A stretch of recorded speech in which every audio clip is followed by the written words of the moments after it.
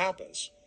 Once this guy gets arrested, they realize that China wants to steal this technology. Right. That was what they were going to use to tune the bioweapon to take us out. They had to redeploy and put that stuff in Ukraine. According to the Russian military, and now corroborated by Dr. Ariana Love, there's an Australian connection to these biolabs that the U.S. was running in Ukraine for the past 2 decades. And sure, we don't know if the Russians are correct or if they're telling the truth, but so far they've been a lot more honest about this conflict than either Ukraine or our own leaders or media have been, so it's worth giving them a consideration. According to Igor Kirilov, the head of Russia's nuclear, biological, and chemical protection troops, documents seized from one of the biolabs show that hundreds of blood samples were transferred from Ukraine to Australia's Doherty Institute. Briefing by Lieutenant General Igor Kirillov, Chief of Russian military's nuclear, biological, and chemical protection troops. The potential risks of American dual-use programs both inside and outside the country have been repeatedly emphasized by the Russian Ministry of Defense. It should be noted that none of the facts presented by the Russian Ministry of Defense regarding U.S. biological research have been disputed or refuted. In an effort to justify itself, Washington argues that all of the work is being done to ensure global biosecurity and is being done in the national interests of the United States. What's the Doherty Institute? Well, that's an Australian health organization that, among other things, did the black box modeling of COVID-19 for the past 2 years, the modeling that was used to justify putting Australia into 2 years of dystopian lockdowns. Australian fighters have been spotted in Ukraine in the city of Zhytomyr, 150 miles west of Kyiv. Before COVID begins in 2019, we get this guy from Harvard University arrested at the airport, caught with 21 vials of nanobat technology. His name's Charles Lieber. Everybody heard about it in the United States, but nobody ever actually thought about what was going on. Turned out the bioweapon wasn't fully tunable, and guess what happened? We took out the wrong demographic. They took you out. Right. That was what they were going to use to tune the bioweapon to take us out. They had to redeploy and put that stuff in Ukraine. Well, remember in Ukraine, when Russia first attacked, for almost a decade prior to invading Ukraine, Russia had been complaining at the UN about these biolabs all across Ukraine that were being run by Western intelligence agencies, a la the CIA and other NATO affiliates. Right. When they invaded Ukraine on the first day, their primary target was those biolabs. They went in, took evidence, and destroyed the labs, 54 of them. And what were those labs doing? They were testing various biological weapon systems for use on the Slavic people. We've got evidence which has been submitted by Russia that there was an export of suspicious materials, what appears to be human blood samples. I interviewed Dr. Francis Boyle yesterday, who says that this is for the purpose of ethnic cleansing. Really alarming stuff. Now, the Doherty Institute was also awarded millions of dollars to accelerate the vaccines for COVID-19. Every time the politicians got on television, on their presses, they were telling us that according to Doherty modeling, everything they did to us was because of this Doherty Institute. Why are you collecting blood samples from biological warfare labs in Ukraine for what experts are saying could be for the purpose of ethnic cleansing? This one here, who's heard of this? The Ukraine-Australia Research Fund. What the fuck? The first facility of its kind in the Southern Hemisphere. Therapies that will be imagined at one end of the building, bottled in another, and then sent out across the nation to support Australian families, to protect Australian families from illness and disease, all from this location. And as we know, this is a facility that is going to be capable of producing up to 100 million vaccine doses a year.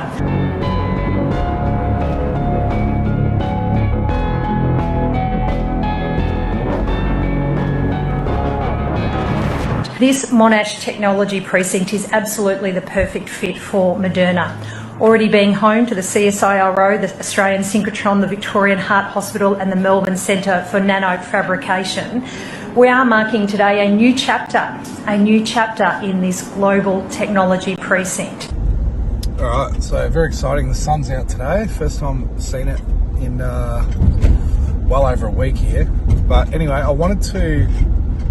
I've been having private combos, or more so, Nikki's just been sending me so much stuff. We're actually going to do a video, and it's pretty much just going to be Nikki presenting. She's putting everything into a PowerPoint, and I'll leave that for then. But there's some stuff that she was looking into around the Australian synchrotron, and I'll go into more detail. I'll actually sit down on the computer in a bit, and I'll go through this. But I just wanted to put this bit out that I actually came across the same Australian synchrotron in 2020, and it was when I came across, when I was looking at the 2015 Royal Commission into Institutional Child Abuse and the redress scheme. I was going through the list of organisations that were part of the redress scheme, and basically what that was any of the institutions that were involved in systematic covering up or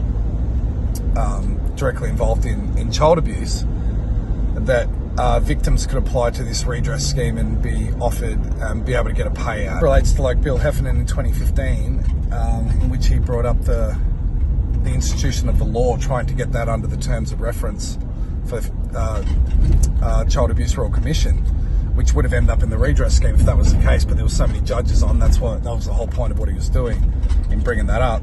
But, you know, there was mostly like a lot of churches and, you know, the salvos and places like that were involved. Even like, I think like even, like swimming clubs and stuff like that, that were listed as institutions on the redress scheme. But then they've put in ANSTRO, which are the Australian synchrotron, and there's actually far more to the Australian synchrotron, and Nikki's probably going to present a lot more on this than I'll talk about at the moment. But you know, it is the Southern Hemisphere CERN, and it's actually operated by the same people, and they said for it to keep the CERN data going 24 hours. I mean, I don't know what you make of that, but anyway, it's in an interesting place, that it's out in like Clayton in the east side of Victoria, and that's where they actually did a lot of filming for movies and stuff in the lockdown. When things were locked down, they were still filming movies out in that area. It seems like a very interesting place, as well as energetically, and like things like the Assange family came out, that cult that they were in, they were out that way, and then you've got that famous UFO story from out that way, as well as some of the Aboriginal missions and stuff that they moved out, that I mentioned in my Bendigo talk, that they were moved out to Hillsville and places like that. So it's an interesting area, that east side of Melbourne, and then Nikki's going to speak into this Stawell underground physics facility as well too. But what I wanted to mention was, because if you look now, sorry, I was going to say, Jacinda Allen brought up about this tech hub that's going to be used in collaboration with Monash University, and then she brings up ANSTRO, and ANSTRO is the Australian synchrotron. And as we know, this is a facility that is going to be capable of producing up to 100 million vaccine doses a year for a whole range of illnesses, respiratory illnesses like the flu, like COVID and RSV. And that last illness, RSV, is not one that's well known, but I promise you that those three letters strike fear in the hearts of every parent. This Monash Technology Precinct is absolutely the perfect fit for Moderna. Already being home to the CSIRO, the Australian Synchrotron, the Victorian Heart Hospital and the Melbourne Centre for Nanofabrication, we are marking today a new chapter in this global technology precinct. Australian Synchrotron is not just doing looking for dark matter and all that kind of stuff with the particle accelerator or collider, whatever it is, and how they use it. It's, you know, they're doing lots of lots of biotech kind of stuff, and I want to put this into a later video where I'm going to show like the number of these like startups and also big companies that have come over from Tel Aviv that are now situated in this tech hub in the Docklands in Melbourne, that was brought over by the Andrews government and now by the Jacinda Allen government, in which they're pumping so much money into like the tech industry in Melbourne. And then you're starting to see all these like attacks at the MCG,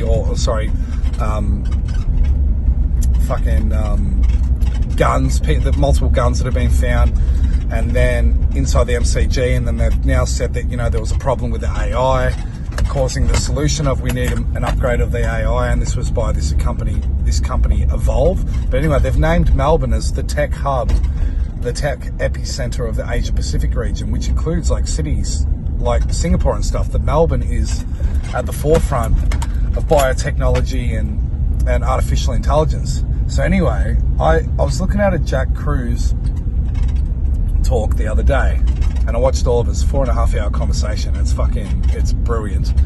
How he ties so many historical things together and the way that he's able to put it together was such a good chat. I'll actually leave it below. And anyway, he speaks about this one. Now, I remember David Wilcock posting it like the day it happened, and this was before the pandemic was even declared. So this was in January of 2019. And it kind of did the rounds in the alternative media for a few days, and then it was done. That story was put away. And it was the story of this Dr. Charles Lieber, who was arrested or detained by the FBI in America. And he was a North Carolina doctor, but he's, you know, one of the top scientists in the world around bio and nanotechnology. And he was found with 21 vials along with these Chinese counterparts.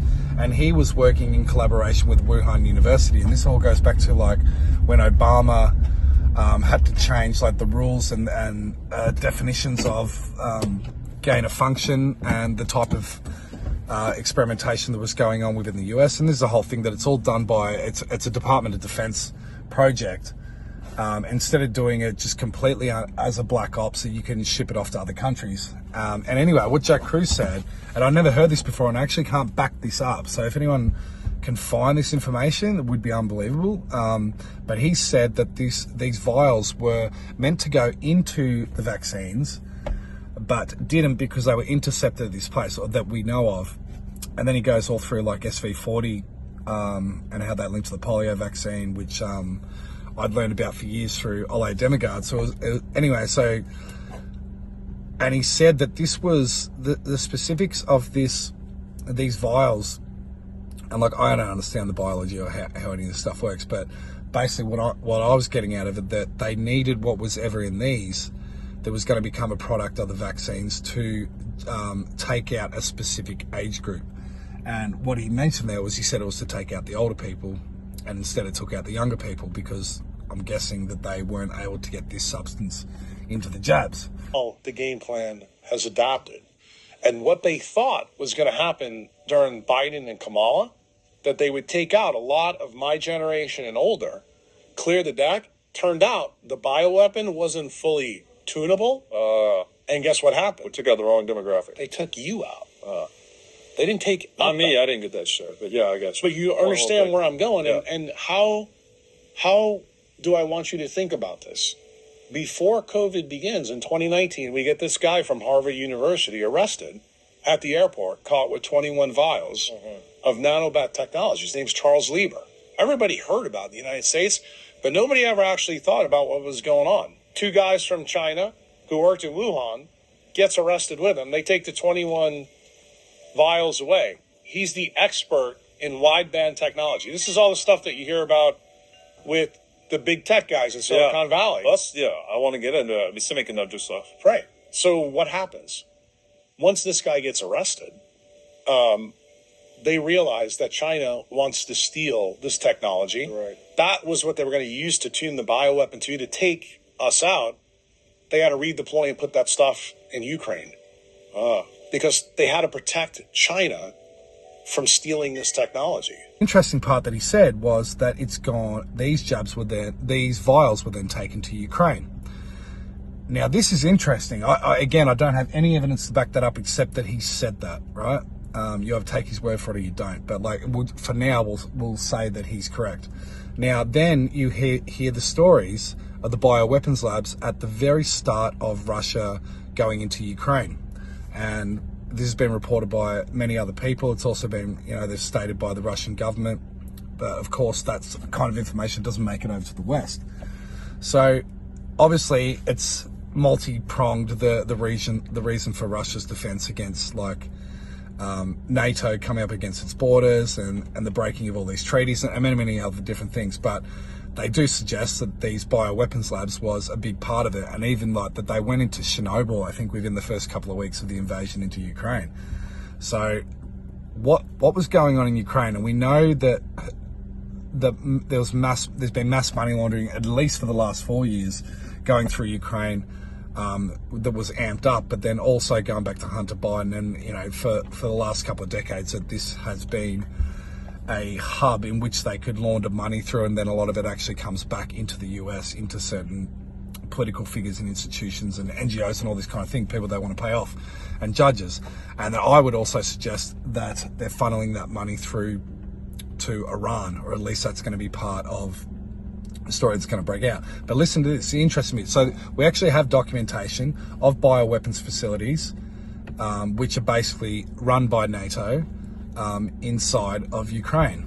And then we had this story, and this came from Aussie Cossack, and like, say what you want about him, but the documentation is there, so it's not like I'm supporting him or anything like that. It's just, he was the one that I saw that these documents came through, and it was a number of different vials that Ukraine has sent to the Doherty Institute in Melbourne. And those who don't know, the Doherty Institute, this was the key body that was doing all the simulation of like the pandemic and giving all the advice. Anytime they said, we're taking expert advice, and it's based on the medical advice, it was all coming out of the Doherty Institute. And they work in collaboration with like a number of the Melbourne universities and the CSIRO and all these kind of things. Linked to the Ukrainian government, and it's linked to these biolabs, which are funded by NATO. Now, if you have a look, it actually shows who the document's going to. I have a look on screen now.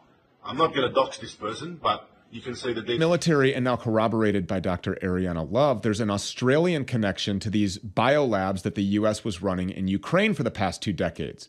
And sure, we don't know if the Russians are correct or if they're telling the truth, but so far they've been a lot more honest about this conflict than either Ukraine or our own leaders or media have been, so it's worth giving them a consideration.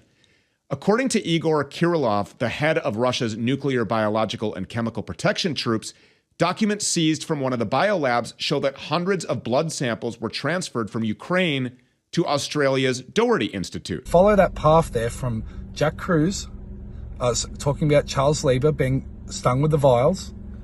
Then he's suggesting that they've gone to Ukraine. Then we have the moving of blood samples, or it doesn't even, because the original vials we don't know, but that these blood samples came into the Doherty Institute in Melbourne. And then look at some of the stuff that Nikki's going to show around what Anstro and the synchrotron is doing, because they're doing a lot of like biotech kind of stuff and interested in DNA and all that kind of things. And then, yeah, so I just want people to keep that in mind. That is that a possibility that these were the vials that Jack Cruz suggested were taken to Ukraine? Would they then move to the Doherty Institute? And that would put Melbourne at the forefront again. And the other thing is too, it would make sense because they're talking, he said the vials were there, and Lieber was actually charged for academic espionage, or whatever they call it, intellectual property espionage. And it was supposedly because he was working in collaboration with the Chinese in Wuhan, that they were trying to steal whatever was in these vials, which was, I guess, being done by the US. And on this level, you're talking about the US and China that are actually working as adversaries, right? And the people within the government are actually being paid off by the Chinese Communist Party. And then look at all the links to the CCP and the Victorian Labor Party, which has had an absolute stronghold in Victoria for a long time. And materials, what appears to be human blood samples. I interviewed Dr. Francis Boyle yesterday, who says that this is for the purpose of ethnic cleansing. Really alarming stuff. Now, the Doherty Institute was also awarded millions of dollars to accelerate the vaccines for COVID-19. Every time the politicians got on television, on their presses, they were telling us that according to Doherty modeling, everything they did to us was because of this Doherty Institute. Why are you collecting blood samples from biological warfare labs in Ukraine for what experts are saying could be for the purpose of ethnic cleansing, and then giving Australian politicians advice on how to manage the pandemic? I just want to get a couple of different articles up on mine here. If I can check these. Let me just check this one. No, it's this one first. Yeah. Okay. So yeah, this was the Charles Lieber one. Now I don't know if people remember, but at the very start of the pandemic, even before it, the main guy I was following was John Rappaport, and he's basically an independent journalist, and he's always done a lot of journalism around health and stuff. So he was covering the Wuhan stuff even from 2019, but he covered like the Charles Lieber stuff. But listen, look at this bit.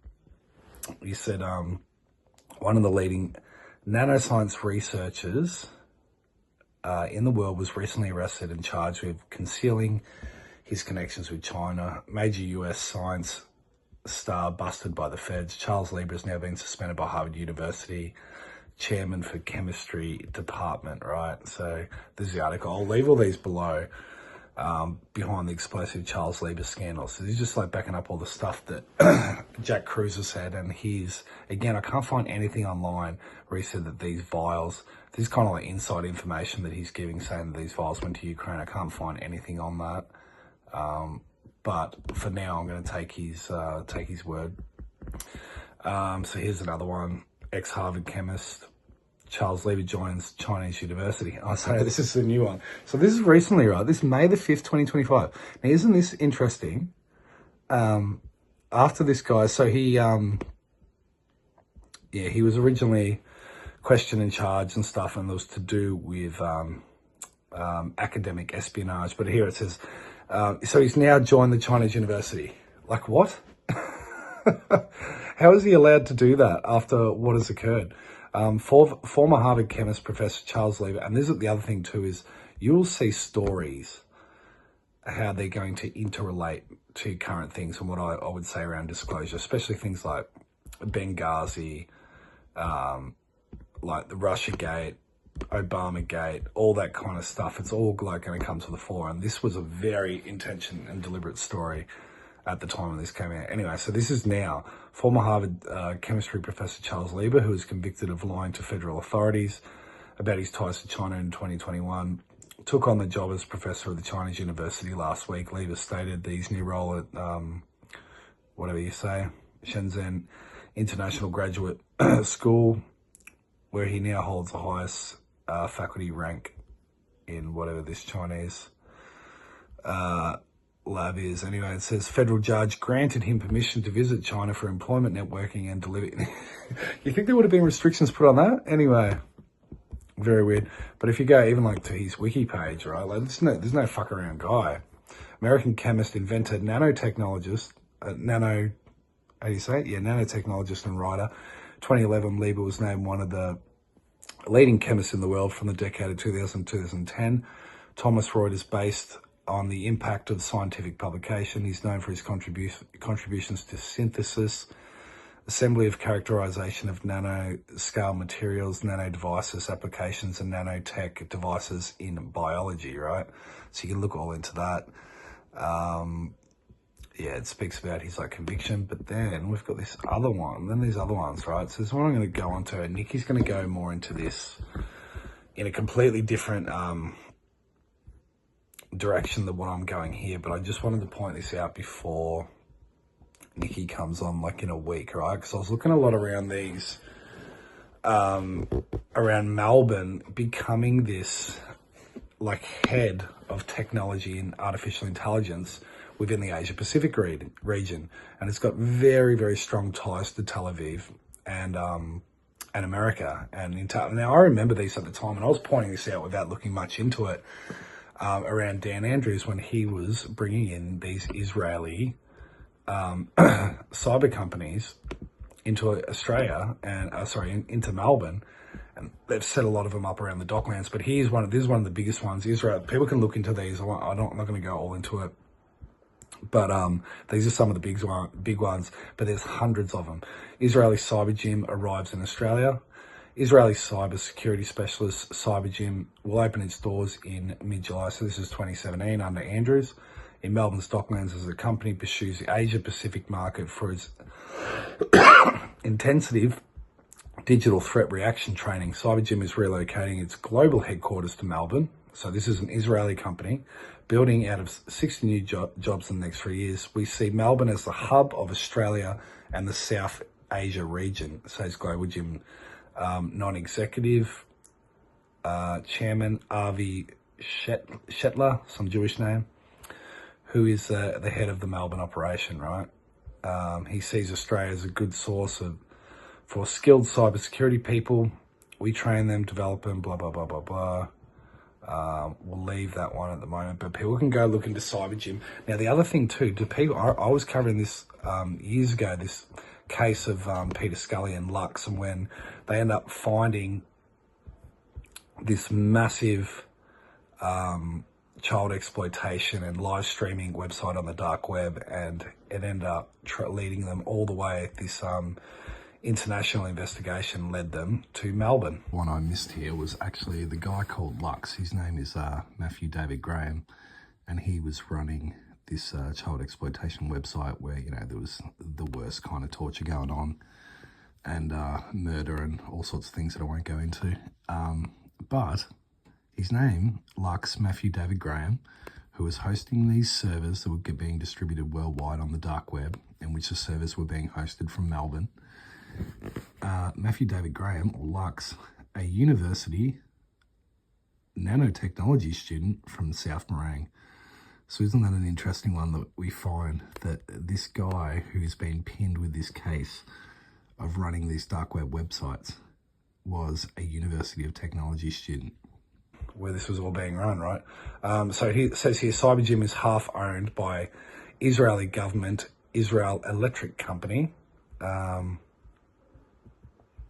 Yeah, we'll leave that one for now. I'll do a more in-depth video on some of these at a later date, but this is another one I found.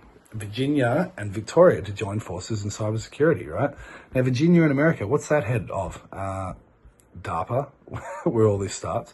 DARPA and the CIA and Department of Defense in Virginia. I'm not sure. They might be there as well.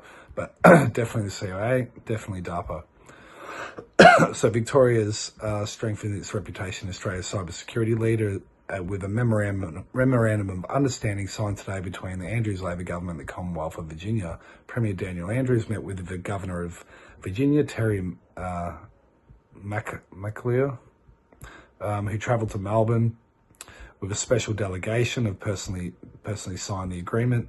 Virginia's latest defence state is the largest defence state in the US. It's one of the world's foremost authorities in cybersecurity.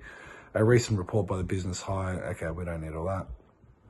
Memorandum of understanding. Now, this led me to this guy, because this was the guy that was putting this in place, and he was the infrastructure minister and no longer is. And he is a Greek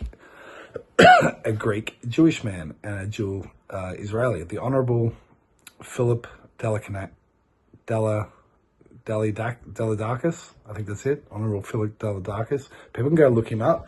If you go look him up on Instagram, you'll find a lot of his. He's doing a lot of these pro-Israel talks in Melbourne and stuff. Has all that kind of culture wars heading up. So this was 2016, and this was his travel log, travel report to Israel.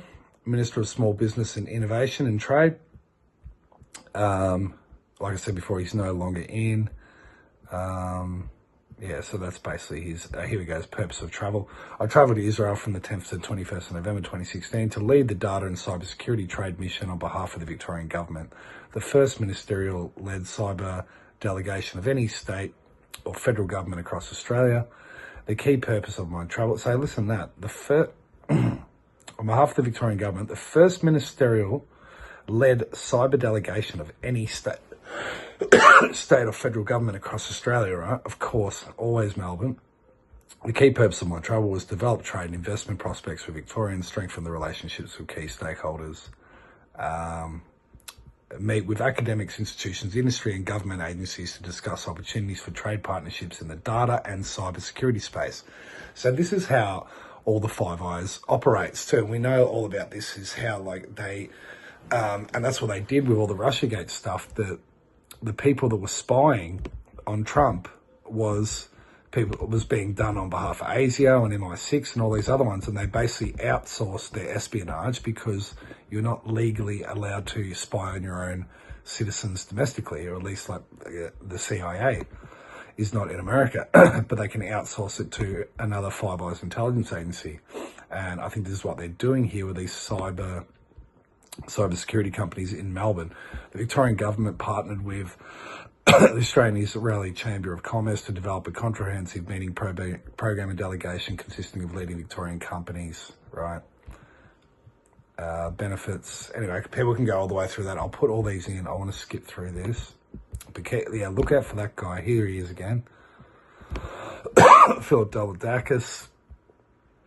Again, Nikki was pointing out like this weird connection with we'll go into that later with the Greeks and Israelis. But yeah, there's his page, Philip Dalidakis. Go check him out on Insta as well. Here's another one. Now this was Cyberpunk. I think I haven't looked at this one for a while. Melbourne provides spark of Israeli tech startup. Oh no, so this was Spark Beyond. Sorry, Israeli tech startup company Spark Beyond has chosen Melbourne, Australia's tech city, and this was part of the thing that Philip Dalidakis set up, this whole tech city conference in Melbourne.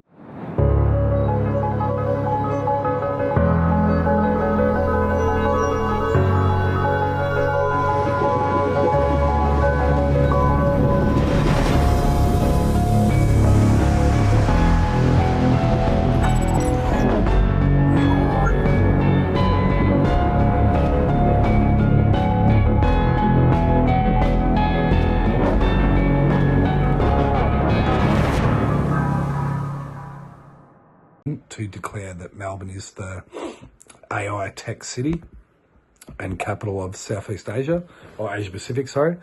Founded in 2013, Spark Beyond was built as an artificial intelligence-powered data analysis and problem-solving platform for business and social impact. The company has rapidly expanded its global footprint with offices in Israel, New York, London, Singapore, and now Melbourne.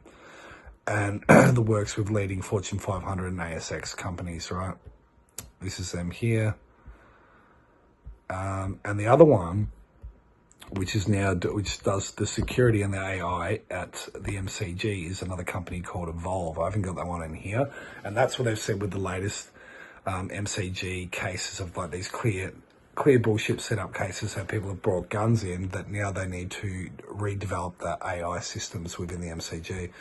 When I was talking about Anstro and the Australian synchrotron that I mentioned at the start, so this is another one that I'll put in here. It's the Australian Synchrotron News. And look at this. Look at Dan Andrews back there. What the fuck, he's like that Peter Griffin creep. But I'll show you on to the next one. But I'll just read the start bit here. Victorian Cabinet announces Synchrotron Imaging and Medical Therapy Centre. So this is what I thought, that originally this was all about like looking for dark matter, and it was like the Hadron Collider kind of shit that they're doing with CERN in Switzerland. And they've basically made the equivalent of that in Victoria, but it's not just that. They're doing all this imaging and medical therapy and stuff. Right, so they've cut off ties with Ukraine, as like many different things within the West do. But I just wanted to put this one in here. Anstro conveys its support to those affected by those in Ukraine. As such, Anstro, which again is Australian Synchrotron, has ceased further research with representatives from Russia, Belarusian institutions. This includes restrictions access to Anstro research infrastructure and stopping experiments where samples are derived from Russian or Belarusian institutions, including any other form of research or collaborations with these institutions. In addition, Anstro has removed individuals from Russia and Belarusian institution and advisory boards. Now, this is what I know people don't like 107, but he's been on about a few things, and he actually has said this the whole time, that these the bioweapons labs in Ukraine were actually there to specifically genetically target ethnic Russians, at least in part, right? For Ukraine to be blown up off the map, probably to make it something like Dubai. There's no telling what they want to do to that nasty globalist place where they take children and make biological weapons, in my opinion.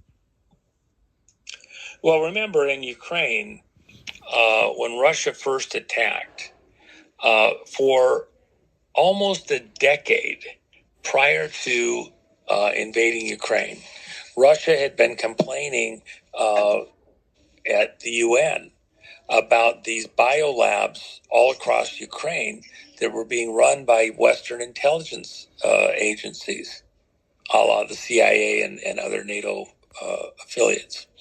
Right. When they invaded Ukraine on the first day, their primary target was those biolabs. They went in, took evidence, and destroyed the labs, 54 of them. And what were those labs doing? They were testing various biological weapon systems for use on the Slavic people, a la, primarily Russians.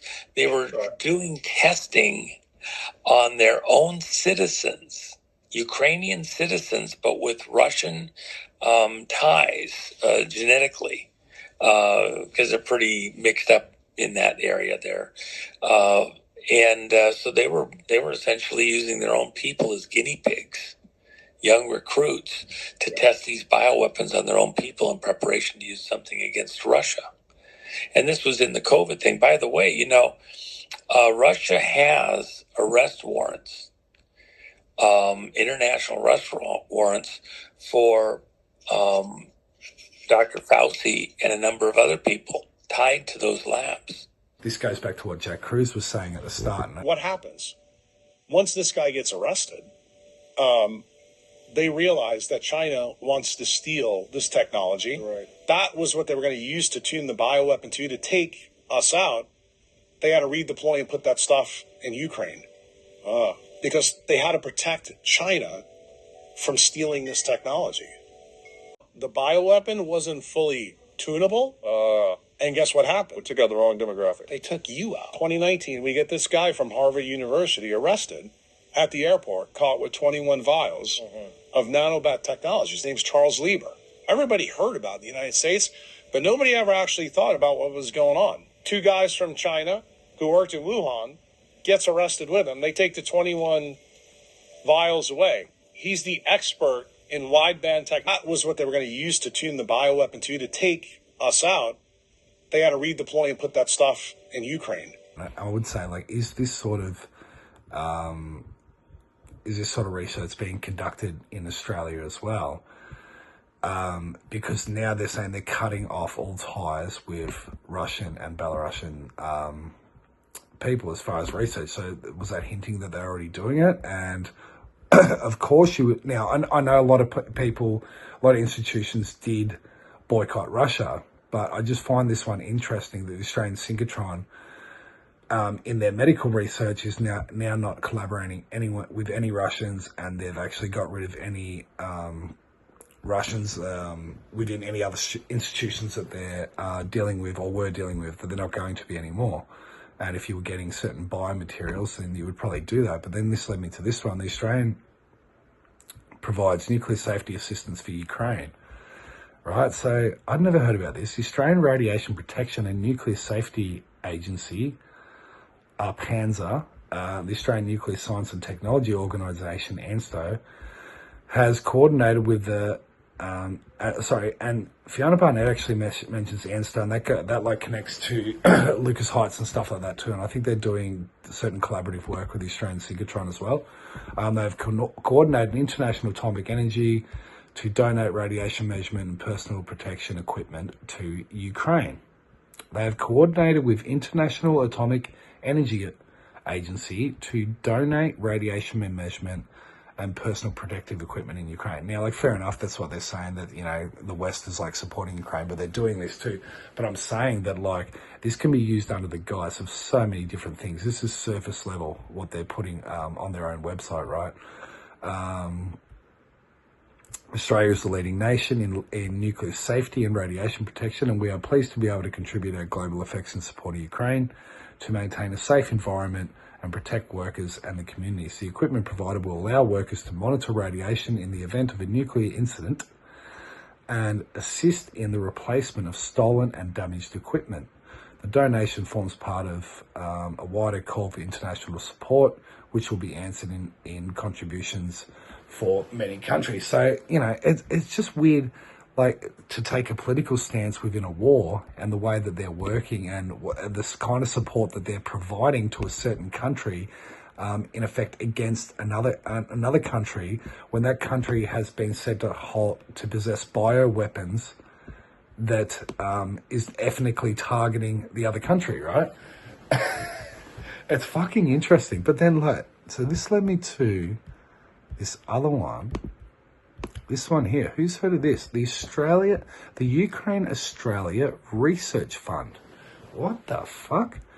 The Ukraine-Australia Research Fund has closed and is not accepting applications. Detail: the activity provides funding to allow Ukrainian researchers to send their samples to Australian facilities for analysis. What? The Ukraine-Australian Research Fund facility. The activity provides funding to allow Ukrainian researchers to send their samples to Australian facilities for analysis with the results. So this is exactly what we heard before with the document from the Doherty Institute. With the results returned to the Ukraine Research Institutes. All right, so it'd be good to find a paper trail of anything coming from the Doherty, because the Doherty Institute also works in collaboration with ANSTRO as well, the Australian Synchrotron.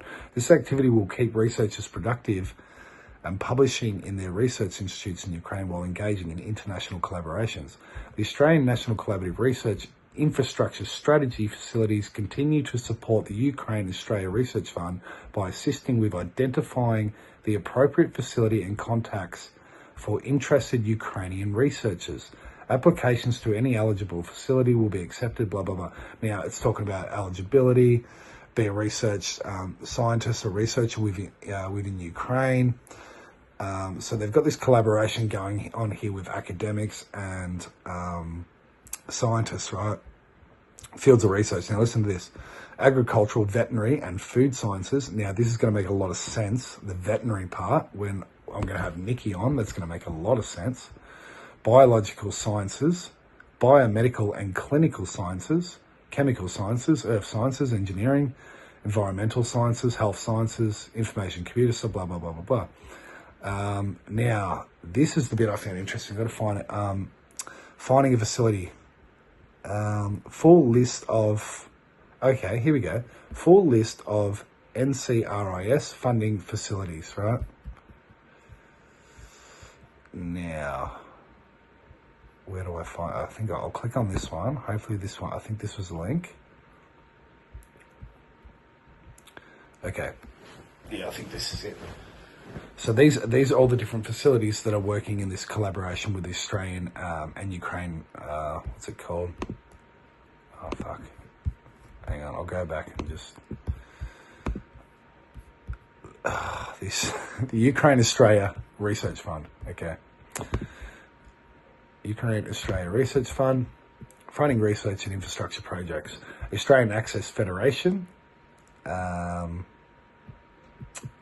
there's so many people can look through these, but I'll try and find the ones that were interesting. Astronomy Australia, Atlas of Living Australia. Now, Nikki actually spoke to me. I don't think we put this out publicly, but one of the programs within ANSTRO is called the Atlas program. And Atlas, I think Atlas was the god who carries the sky, right? Although people correct me on that, but I think Atlas is the god that's like holding up the world. Australian National, okay, listen to this one. This is working in collaboration with Ukraine. The ALA, the Australian National Biodiversity Database, lets people share, access and analyse data about Australian plants, animal and fungi, and is used by researchers, decision makers such as the government and the community. All right, I think that one's an interesting one. Providing data and the global biodiversity information facilities. Ozscope, Geospatial Science Community, Australian Centre of Disease and Preparedness. I think that's a fucking interesting one. Australian Community Climate and Earth Systems Simulator, Australian National Fabrication Facility, Australian Plant Phonemics Facility, Australian Research Data Commons, Bioplatforms Australia, European Molecular Biology Laboratory in Australia, heavy ion accelerators. Anyway, people can go all through that. Marine biology, National Duration Facility, National Imaging Facility, nuclear science facilities, right? So many. But what a weird fucking collaboration with Australia and Ukraine. And considering everything that I just said, and knowing that Anstro has this connection with the Australian synchrotron. Hang on, there's another one. I might leave this for the next video. I just want to add this one at the end here too. Now, speaking about Victoria again. Now, I'll put this up in, I'm going to make a whole separate video for this, but I was going through the Bendigo planning documents.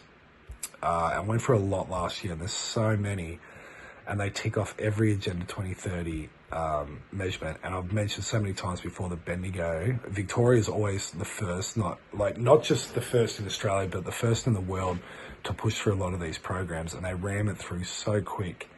And I won't go through all of them now, but they have, and Bendigo is the first in Victoria for a lot of things. Now, after the voice referendum didn't go through, and we have now seen that after Albanese's speech when he came in, that he's brought up this again, so has Penny Wong around the voice. So it was voice, treaty, and truth-telling was the three main things. And they've missed it out on the federal government. Whether they legislate it federally or not, it doesn't really matter. They're going to push the state and local councils. And this is the Bendigo mob, and I'll tell you, there ain't many Aboriginals in Bendigo. It's not a very strong Aboriginal community, and the local co-op,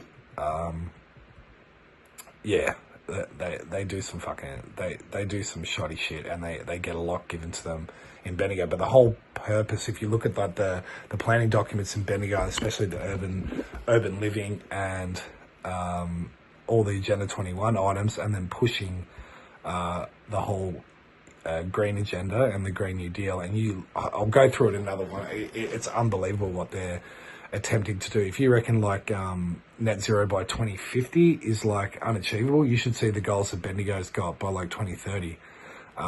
They basically want to remove all cars and stuff within Bendigo. They're redoing all the train lines. So there's only 1 or 2 train stations in Bendigo. They're going to open up 8 and make a city loop with these trains, and it's under development already.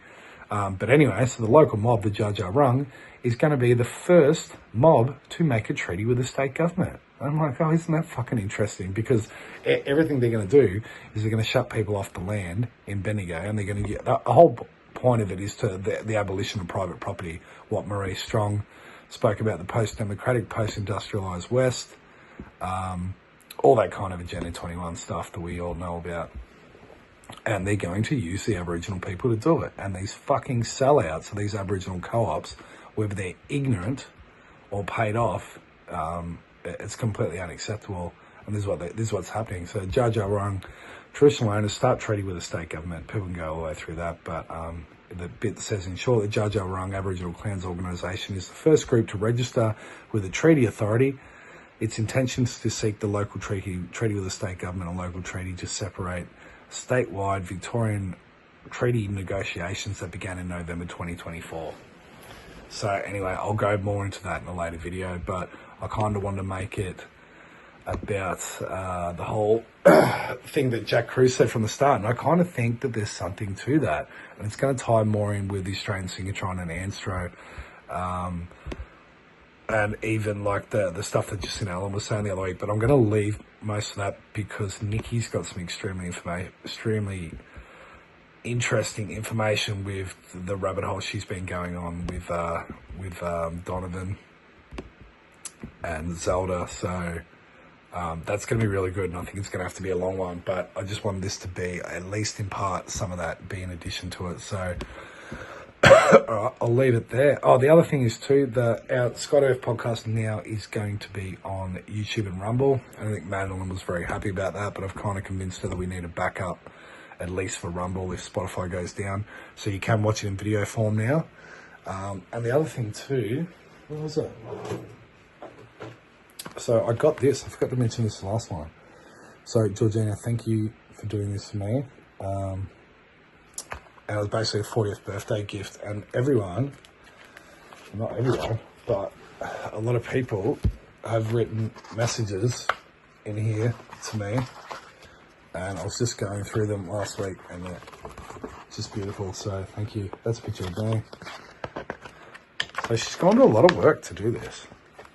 I really appreciate it.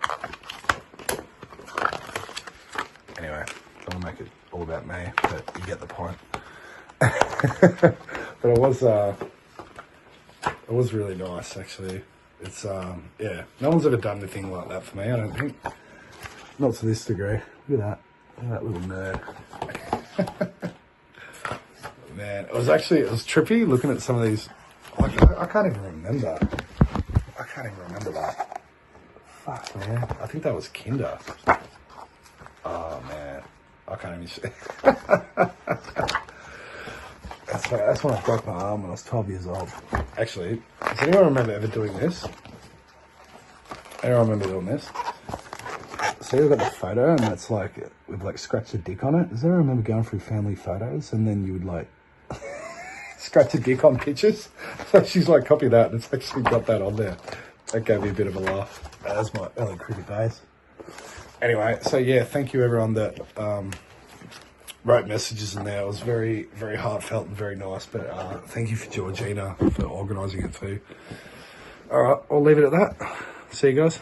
Lastly, we have now got the 4.5 hour video up from the Bendigo event. I've listed it on my website. It's $22 if you'd like to support our work and enjoy the video. That I'll put it up here. I'll just have a little bit of a promo at the end, and you'll be able to access that on my website. The link will be in the description box below.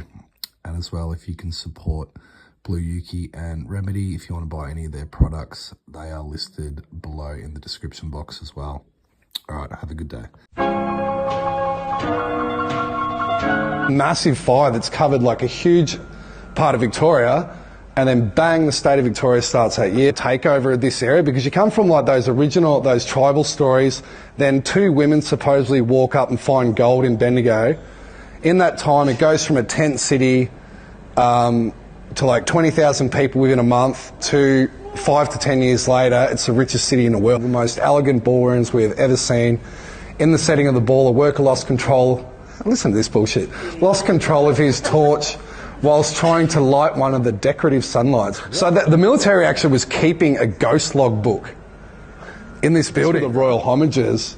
So you got King Street. You'll get this in every town, right? You got King and Queen, but then you got Bull, and then you got Royal Avenue there too. Same term in a way has been doing the rounds anyway, whether it's via the spiral, whether it's by it's a theme across everyone. And even speaking to Indigenous people like in Australia, New Zealand, America, wherever, they've all got different words for it, but everyone's talking about the same thing. Numbers, as we know them, are actually the symbols that represent the different energetics of the universe. Literally to lead humanity towards freedom.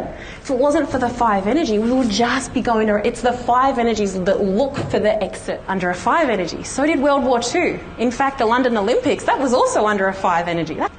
Any large, small proportion of humanity to take one side or the other, doesn't really matter which one you take, just that you take a side, we're going to do it under a 5 energy. Deal with this right here. You know, there's all of that going on in the world, but how does it impact me in my life with my family right here and right now, and how can I prepare for that? Call to adventure. It's because we don't like stagnancy, and this is going to go into the spiral later, because we want movement, we want adventure, we want to know who we are. So it goes up the spiral. And the spiral representing DNA, but then the spiral itself also represents the unknown, because as you're climbing up the ladder, you don't really know. You've only got the next few steps to go. So it's actually a path of faith and trust in yourself. Every single thing, every bit of knowledge within the universe, within you. Then what happens there? Right? This takes away all victimhood. It takes away that like who's they that's controlling it. They's actually us. They's you. You're going to see it in nature. You're going to see it in a movie. You're going to see it in your own life story, because the fractal's playing out everywhere. And what I think we're doing in here is we do role play. You exist in reality and you exist in simulation. The Christ-like love and knowledge, it seems like he's already been through that process. And I think they've made this video to show that he's the way shower, just honouring your own unique soul expression, being the true individual. Beginning stages of separation, you're already longing to go home. It's so far unobtainable from where you are because you're at the beginning. You don't even know what home is. Pendulum's in perfect balance, but the whale is meant to represent intuition. It goes into the hole, and the moment it goes into the hole, he goes, oh my God. And it shows you that there's a point of divine intervention within the story too, through jealousy, its own version of light. Great, so thanks very much. Appreciate you.